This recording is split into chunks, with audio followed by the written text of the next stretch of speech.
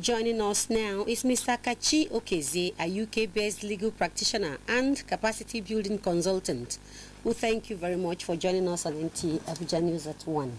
Thank you very much. Yeah, I begin by asking you if you think the Nigerian country as a whole is being affected by the world economic crisis. Yes, as you say, the world economic crisis is a world crisis. We live in a globalized environment at the moment, and what happens is that the events that sort of started in the United States have cut across quite instantly to every part of the world.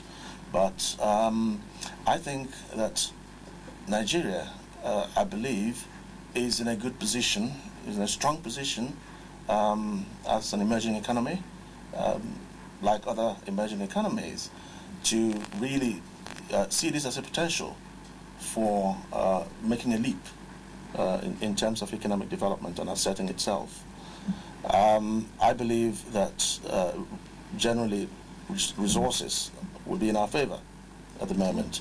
And I think that Nigeria can, with good strategy and good policies in place, position itself, for growth. I was coming to that actually. Yes. Given the current situation, how best can we safeguard and minimize impact of the slowdown generally? Generally speaking, I think that government policy is critical here. There are examples where this sort of thing has happened. A few years ago, I think about 15, 20 years ago, India prepared for the future by having a 20-year skills development plan for its workforce, for the whole labor market. And they built up the labor market in information technology, medical sciences, and all of these areas. And these are critical skills that drive any economy.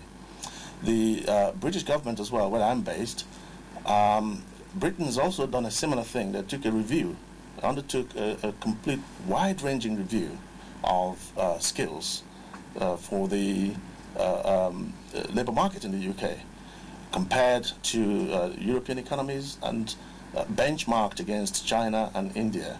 And what they've done is sort of identified where they want to be in the next 20 years. So I think the trick or the strategy is in having a long-term view. Nigeria can do the same.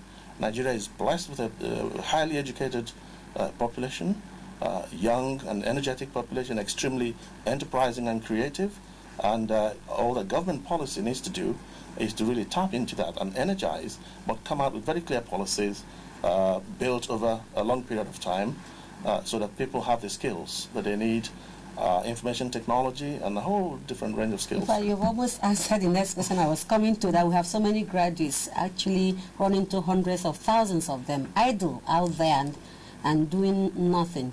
How best we can put them into productive use, really? Give a suggestion. I would, there are quite a lot of initiatives that I have actually seen here going on in Nigeria.